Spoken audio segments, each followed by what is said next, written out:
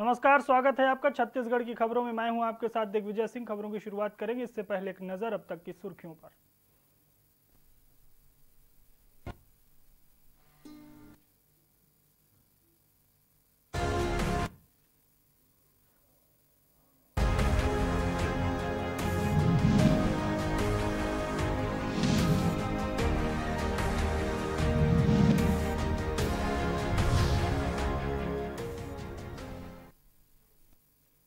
मंदिर मस्जिद गुरुद्वारे हो रहे तैयार। मंदिरों में सोशल डिस्टेंसिंग के लिए 8 गोले बनाए गए हैं। जून से अनलॉक होंगे देश के सभी धार्मिक स्थल। और अब रुक करते हैं खबरों की तरफ। भक्त और भगवान के दर्शनों के बीच भी कोरोना वायरस आ गया है। केंद्र सरकार ने धार्मिक स्थलों को खोलने की गाइडलाइन जारी कर दी है।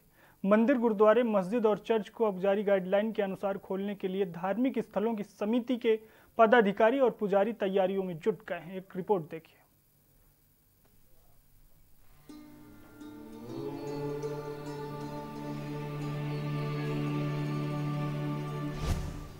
मंदिर, मस्जिद, गुरुद्वारे हो रहे तैयार।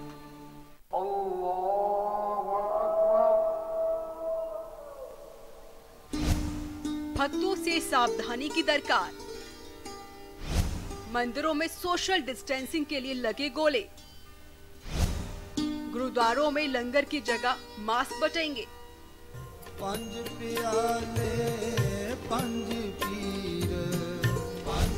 8 जून से अनलॉक होंगे देश के सभी धार्मिक स्थल।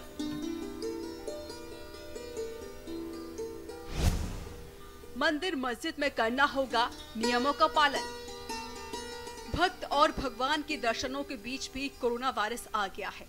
केंद्र सरकार ने धार्मिक स्थलों को खोलने की गाइडलाइंस जारी कर दी है।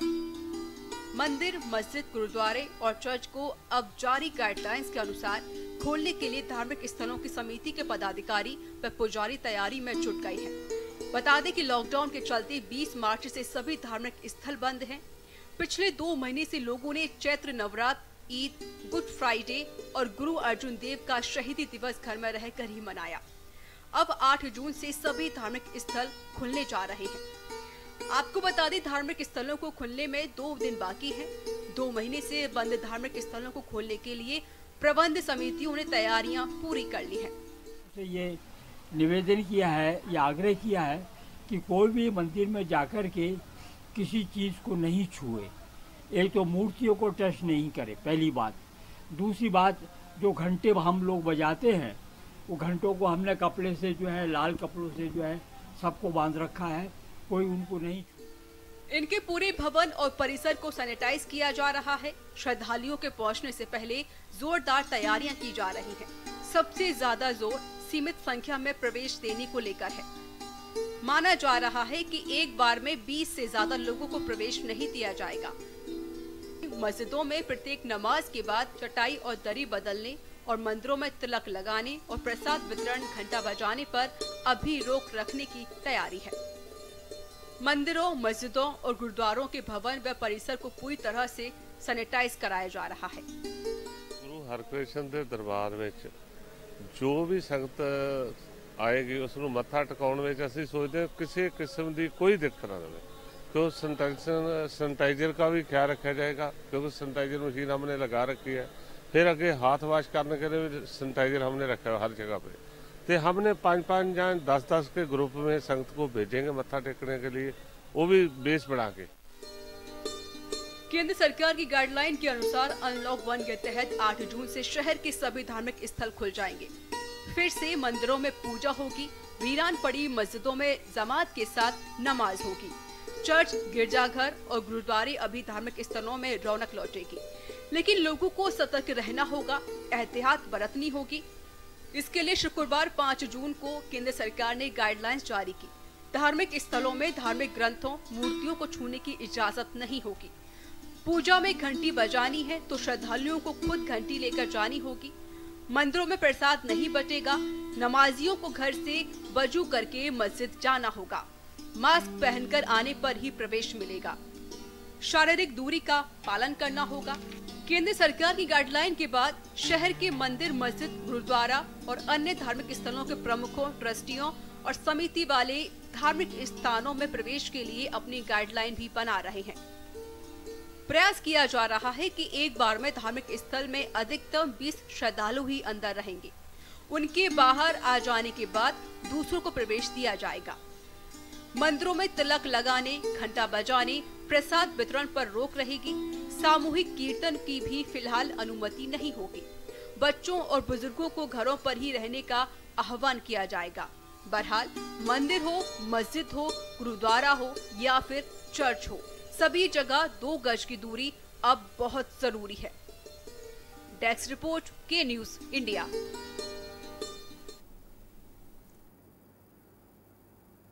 सूरजपुर जिले में एक और युवक की कोरोना पॉजिटिव होने की पुष्टि रायपुर से की गई है। युवक कुछ दिन पहले मुंबई से अंधेरी से लौटा था। उसे सूरजपुर के ग्राम पर्री स्थित लाई लुहुड़ कॉलेज के क्वारंटाइन किया गया था। वहीं उसका सैंपल जांच के लिए रायपुर भेजा गया था, जहां रिपोर्ट में उसके पॉजिटिव होने की पुष्टि की गई है। स्वास्थ्य विभाग ने अब उसे कोविड अस्पताल अंबिकापुर भेज दिया है। आपको बता दें कि सरगुजा संभाग में सबसे पहले सूरजपुर के जजावल स्थित राहत कैंप में कोरोना पॉजिटिव मिलने की पुष्टि की गई थी। 2 दिन के अंदर ही यहां 6 पॉजिटिव मरीज मिलने हैं। सभी को रायपुर एम्स भेजा गया है।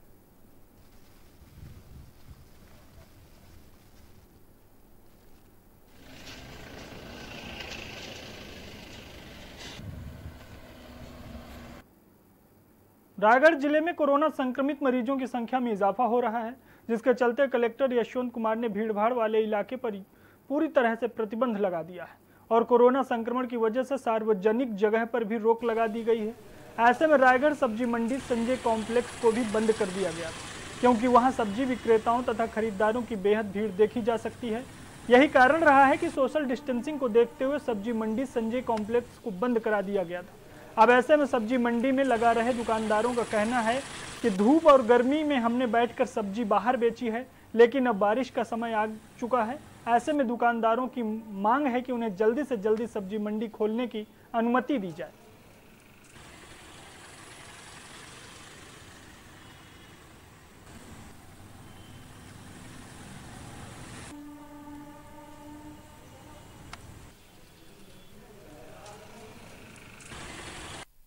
अभी तक लॉकडाउन का जो कलेक्टर महोदय का जो आदेश था, हमारे प्रधानमंत्री जी का जो आदेश था, उसको फॉलो कर रहे थे। नेटवर्क स्कूल पे दुकान लगाना है या जगह जगह जहाँ भी हमको जगह दिया गया था वहाँ हम सब्जी दुकान लगा रहे थे। अब हम लोगों को हमारी दुकान जाना है, जो पुराना जो हमारा सब्जी मंडी है संजय कॉम्प्लेक्स, अब पानी गिर रहा है। धूप से तो हम लड़ लिए, अब पानी गिरने के कारण हम वहाँ पे दुकान नहीं लगा पा रहे हैं, जो कि भारी मात्रा में नुकसान हो रहा है। रायगढ़ में बढ़ते कोरोना संक्रमण को देखते हुए कलेक्टर भीम सिंह ने लोगों से अपील करते हुए कहा कि प्रशासन के नियमों का पालन करें, घर पर रहें, जरूरी रूप से घर से बाहर ना निकलें और कोई बाहर से अगर आता है तो उसकी सूचना प्रशासन को दें। आपको बता दें कि जिले में कुछ दिनों से कोरोना संक्रमण मरीजों की तादाद बढ़ चुकी है। कहीं ना कहीं कोरोना संक्रमित मरीजों की संख्या में वृद्धि हुई है। लगातार प्रवासी मजदूरों का स्पेशल श्रमिक ट्रेन से जिले में आगमन हो रहा है और उन्हें लगातार प्रशासन कड़ाई से नियमों का पालन कराते हुए क्वारंटाइन सेंटर में रखा जा रहा है। अधिक क्वारंटाइन सेंटर से ही कोरोना मरीजों की पहचान की जा रही है। प्रशासन के पास चुनौती खड़ी हो चुकी है कि इस संक्रमण को जिले में पैर पसारने से कैसे रोका जाए।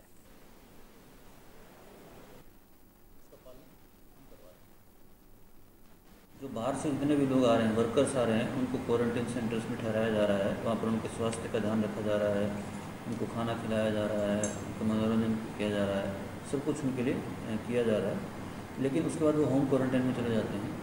तो मेरा ये निवेदन है कि होम क्वारंटाइन में सभी लोग सख्ताई से पालन करें, घर से बाहर ना निकलें और जो आसपास के लोगों को जिनको पता है कि होम क्वारंटाइन में है वो भी उन पर नज़र रखें। यदि वो बाहर आते हैं होम क्वारंटाइन के समय तो ज़रूर प्रशासन को रिपोर्ट करें।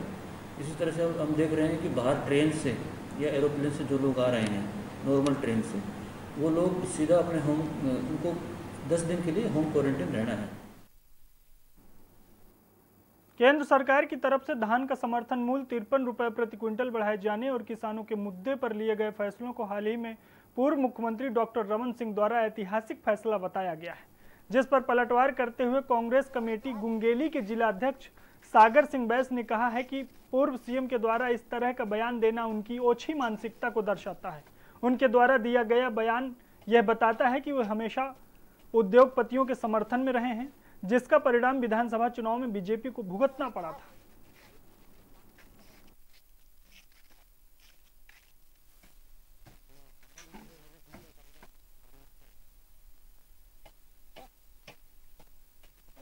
जिसका परिणाम उन्होंने भोगा है। 2/3 बहुमत से कांग्रेस की सरकार आई और 15 डेसिबल गए। ये उनकी ऊंची मानसिकता को प्रदर्शित करता है कि कम से कम ऐसे समय में कि जब पूरा देश जो है इसकी निंदा कर रहा है कि आप 53 रुपए क्विंटल प्रति क्विंटल धान का समर्थन में दे रहे हैं, आपको कम से कम किसानों के साथ खड़ा होना चाहिए।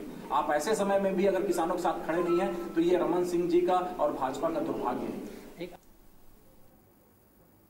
और यहाँ पर रुकते हैं ब्रेक के लिए, ब्रेक के बाद जल्द हाजिर होते हैं।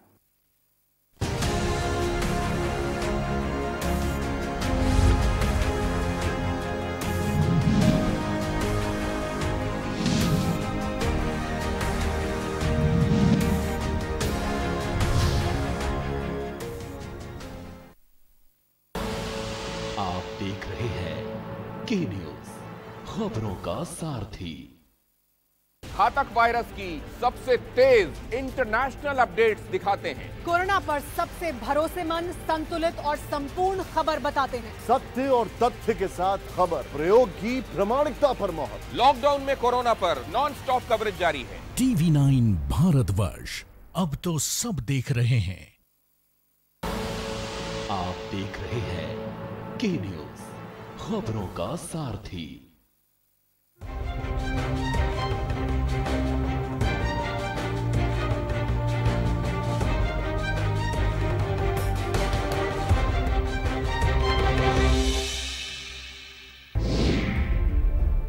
क्या है भरण पोषण की परिभाषा? भरण पोषण पर किनका है हक? बेऔलाद किससे पाए अपना हक? भरण पोषण न करने पर क्या है दंड? भरण पोषण की क्या होगी राशि? बुजुर्गों का हक ऐते रख। कीजिए सवाल, जानिए अधिकार। 0512 239 0031 और 0512 239 0032। हमारी खास पेशकश वकील आपका में रविवार दोपहर 3 बजे सिर्फ के न्यूज इंडिया पर।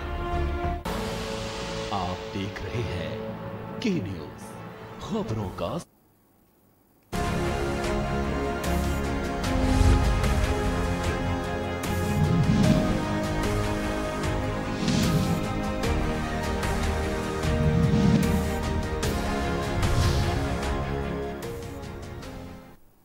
जांजगीर चांपा जिला में प्रवासी मजदूरों का आना लगातार जारी है। मजदूरों के आने और उनके रुकने खाने की व्यवस्था को लेकर अब जिला प्रशासन पर उंगली उठने लगी है। ताज़ा मामला अकलकरा ITI क्वारंटाइन सेंटर का है, जहां जम्मू कश्मीर से लौटे नवागढ़ शिवरी नारायण क्षेत्र के मजदूरों को रखा गया। लेकिन क्वारंटाइन सेंटर में फैली अव्यवस्था और खराब भोजन को लेकर मजदूरों ने आंदोलन करना शुरू कर दिया है और अकलतरा थाना प्रभारी के साथ साथ SDM से भी बदसलूकी करवाई थी। इस मामले में SDM की रिपोर्ट पर 4 मजदूरों के खिलाफ शासकीय कार्य में बाधा डालने और महामारी अधिनियम के तहत कार्रवाई की गई है।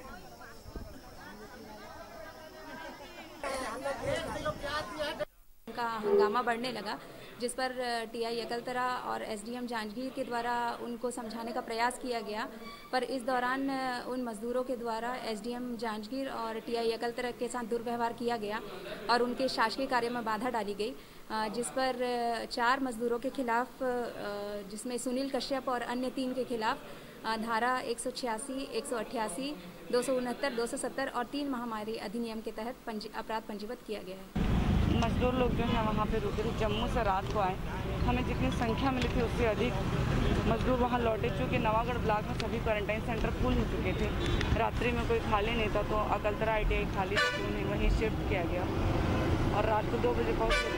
सुबह नाश्ता उन्हें 10 बजे दिया गया, तो उसी बात को लेकर वो नाराज रहते कि नाश्ता लेट से दिया गया है। पूरे विषय पर कांग्रेस की सरकार असफल है और उसका बहुत बड़ा उदाहरण अभी अकलतरा के क्वारंटाइन सेंटर में हम सबको देखने मिला, जहां ITI भवन में जिन मजदूरों को रोका गया था उनको पर्याप्त भोजन नहीं मिला, उनके शौचालय की उचित व्यवस्था नहीं थी, रहने के लिए पर्याप्त संसाधन नहीं था और उसका दुर्भाग्यजनक परिणाम यह निकला कि वहाँ के मजदूर प्रताड़ित होकर उस स्थिति में पहुँच गया कि उन्होंने एक आंदोलन का रूप ले लिया और दुर्भाग्यजनक ढंग से प्रशासनिक अधिकारियों के साथ भी वहाँ बलौदाबाजार जिला के विधानसभा बिलाईगढ़ के तहत ग्राम धोबिनी डीह के दंपति जोड़े को झारखंड के ग्राम सरना टोली में विगत कई महीनों से भट्ठा मालिक के बंधक बनाने का मामला सामने आया है, जिसमें बंधक बने दंपतियों के बूढ़े माता पिता द्वारा उन्हें छोड़कर लाने जिला प्रशासन और श्रम विभाग सहित बलौदाबाजार एसपी कलेक्ट्रेट को मदद की गुहार लगा चुके हैं।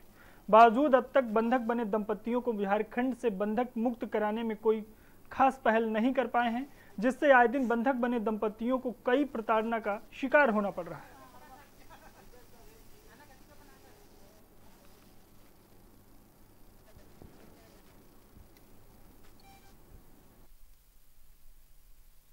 मेरा बड़ा बहू को झारखंड में भट्टा मालिक है बंदी बना करके रखे हैं, तो मेरा अनुरोध है, मैं दिया हूँ दरखास्त, रिपोर्ट बलौदा बाजार किया, सब जगह किया, कोई नहीं हो रहा है। कुछ मीडिया को भी दिया रहा, उसमें भी कुछ नहीं हुआ। तो मेरा निवेदन है भूपेश बघेल से, मैं विनती करता हूँ कि मेरे बच्चे लोगों को ले आए। कोरबा के दर्री हसदेव ताप विद्युत संयंत्र के लिए कन्वेयर बेल्ट के माध्यम से कोयले की आपूर्ति की जाती है। आज दोपहर लगभग 2 बजे के आसपास TP9 के समीप स्थित बैरक नंबर 12 में अज्ञात कारणों से आग लग गई। उस वक्त कोयले का परिवहन कन्वेयर बेल्ट के माध्यम से जारी था। आग इतनी जबरदस्त थी कि कन्वेयर बेल्ट और कोयला पटाखों की तरह जल रहे थे। घटना की सूचना पाते ही दर्री पुलिस और विद्युत कंपनी प्रबंधन के आला अधिकारियों का जमावड़ा घटनास्थल पर लग गया। लगभग 45 से 50 मिनट के बाद मशक्कत के बाद आग पर काबू पाया गया। आग लगने से कई मीटर तक का कन्वेयर बेल्ट भी जलकर खाक हो गया।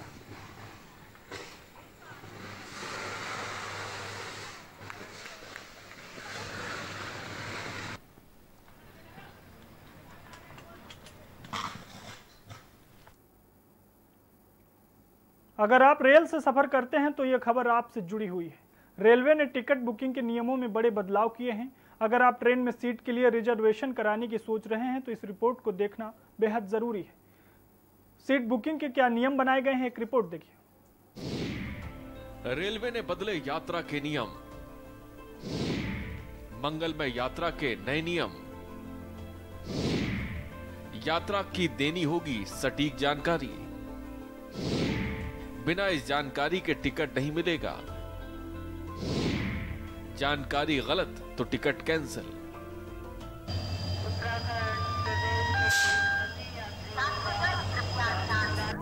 कोरोना संकट के बीच लॉकडाउन का दौर अब खत्म हो रहा है और उसकी जगह अनलॉक ने ले ली है।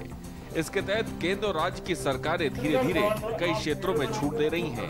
जनजीवन धीरे धीरे सामान्य हो रहा है। तो वहीं भारतीय रेलवे ने भी ऐतिहासिक बंदी के बाद यात्री ट्रेन देश भर में शुरू कर दी है। इन ट्रेनों में सोशल डिस्टेंसिंग, मास्क और सैनिटाइजेशन का सख्ती से पालन कराने का फरमान है। तो अब एक कदम आगे बढ़कर रेलवे ने यात्रियों के लिए रिजर्वेशन टिकट के लिए नियमों में भी बदलाव कर दिया है। नए आदेश के अनुसार टिकट बुकिंग के लिए हर यात्री को आरक्षण फॉर्म पर सही जानकारी देनी अनिवार्य होगी। आप जहां जा रहे हैं उसका पूरा पता देना होगा। सिर्फ शहर लिखने से काम नहीं चलेगा, इसके अलावा उस जगह का संबंधित पिन कोड भी देना होगा। इसके बिना टिकट नहीं मिलेगा। रेलवे ने कोरोना संक्रमण काल को देखते हुए यात्रियों के डेस्टिनेशन सहित दूसरी जानकारियों को साझा करना अनिवार्य कर दिया है। अगर आप रिजर्वेशन फॉर्म पर ये जानकारियां नहीं देंगे तो टिकट बुक नहीं होगा। कंप्यूटराइज सिस्टम के तहत इन जानकारियों के बाद ही आरक्षित टिकट मिलेगा। दरअसल ये सभी जानकारियां इसलिए ली जा रही हैं ताकि ट्रेन में सफर कर चुके किसी यात्री या उसका सहयात्री अगर कोरोना पॉजिटिव पाया जाता है तो उसके डेस्टिनेशन के पते पर उससे संपर्क किया जा सके। इसके लिए आरक्षण फॉर्म पर यात्रियों के डेस्टिनेशन का पता सहित अन्य जानकारियां देना अनिवार्य कर दिया गया है।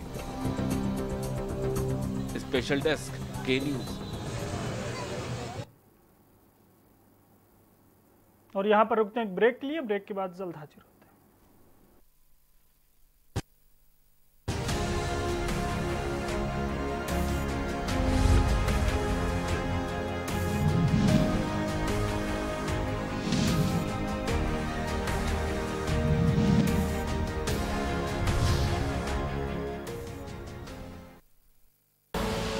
आप देख रहे हैं के न्यूज, खबरों का सारथी। जिसने पूरी दुनिया को तड़पाया, उसके पर्दाफाश का हमने बीड़ा उठाया। कोरोना पर चीन का कच्चा चिट्ठा हम खोलेंगे, खुलकर बोलेंगे। जानलेवा वायरस वाला किलर अब बच के जाएगा किधर? कोरोना पर चीन एक्सपोज, TV9 भारतवर्ष पर हर रोज। TV9 भारतवर्ष, अब तो सब देख रहे हैं। खुदी को आजमाया है तो ये अंदाज आया है, खुदी को आजमाया है तो ये अंदाज आया है। तुम में भी मैं हूं, शुद्ध प्लस पान मसाला। मिलेगा हर समस्या का समाधान, विवाह में बाधा, जीवन में वास्तु शास्त्र का प्रभाव, शिक्षा में ग्रह नक्षत्रों का प्रभाव, कारोबार में आने वाली हर बाधा का, जिंदगी में ग्रह नक्षत्रों का प्रभाव, नौकरी में बाधा। देखिए हर समस्या का समाधान live with Acharya Lankesh.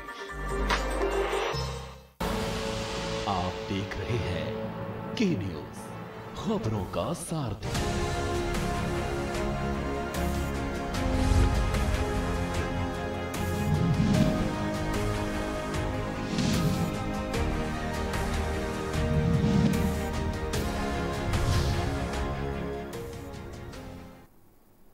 Break के बाद आपका स्वागत है। खबरों में आगे बढ़ते हैं। जांजगीर चांपा जिला के नवागढ़ पुलिस ने पटवारी की नौकरी लगाने के नाम पर ठगी करने वाले आरोपी को गिरफ्तार कर लिया है।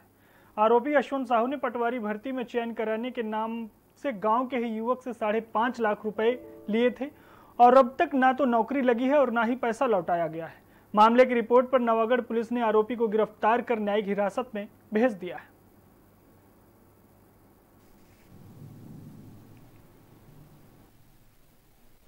ये थाना नवागढ़ क्षेत्र का मामला है। थाना नवागढ़ में सीरादेही बिर्रा निवासी मनोहर साहू ने आकर सूचना दिया कि उसके खुद के गांव के रहने वाले यशवंत साहू ने उसे पटवारी में नौकरी लगाने के नाम से 5.5 लाख रुपए लिए हैं और 5.5 लाख रुपए लेने के पश्चात उसे लिखा पढ़ी करने के लिए नवागढ़ तहसील आए हुए थे और वहाँ पर एफिडेविट देकर उधारी के नाम से पैसा लिया गया था। इसकी सूचना थाने में दी गई, जाँच की गई। मामले पर प्रथम दृष्टया 5.5 लाख रुपये की ठगी करना प्रमाणित पाए जाने से 420 भादवी के तहत अपराध पंजीबद्ध किया गया है। कोविड अस्पताल को यूं तो कोरोना वायरस संक्रमितों के इलाज के लिए तैयार किया गया है और उनका बखूबी इलाज भी किया जा रहा है। मरीज भी जल्दी स्वस्थ होकर घरों को लौट रहे हैं। इसी बीच कोविड अस्पताल रायगढ़ के चिकित्सीय स्टाफ ने कोरोना संक्रमित गर्भवती महिला की सफल और सुरक्षित डिलीवरी करवाकर नया इतिहास रच दिया है। छत्तीसगढ़ में अपनी तरह का यह पहला मामला है जिसमें किसी कोरोना पॉजिटिव महिला की डिलीवरी कोविड इलाज के दौरान ही करवाई गई हो। डिलीवरी के बाद जच्चा बच्चा दोनों की हालत स्थिर है। स्टाफ नर्सेस द्वारा नवजात की देखभाल की जा रही है। 10 दिनों बाद बच्चे का कोरोना जांच के लिए सैंपल लिया जाएगा। महिला का कोरोना इलाज अस्पताल में जारी है।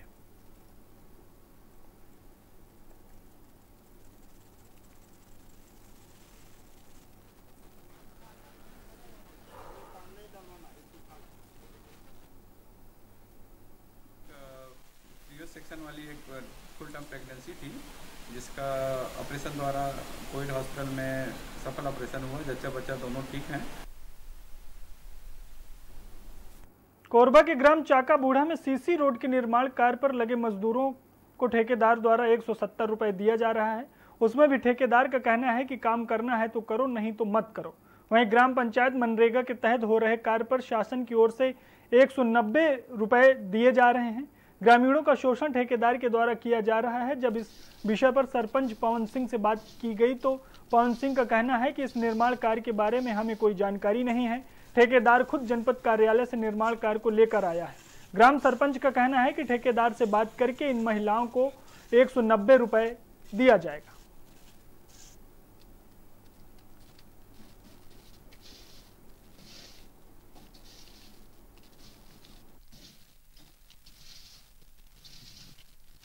के तहत अभी सरकार दे थे मजदूर मल्ला 190 रुपया, तो हम मन मल्ला दिलाए कोशिश कर 190 रुपया दूसरा रोजी। अगर तुम 2 टाइम काम करत हैं, रोजगार गारंटी है तो एक टाइम चलते सुबह 8 बजे से लेकर के 12 बजे 10 बजे तक। तो हम 2 टाइम काम करत हैं, मतलब कम से कम 200 रुपया रोजी दे रोजी मांगे तो का बोले मुंशी 170 में देबो, काम करियत कर, नहीं तो जा सकत अपन अपन घर से। का काम चलत है? रोड के ढलाई। छत्तीसगढ़ की खबरों में फिलहाल इतना ही। आप देखते रहिए के न्यूज़। नमस्कार।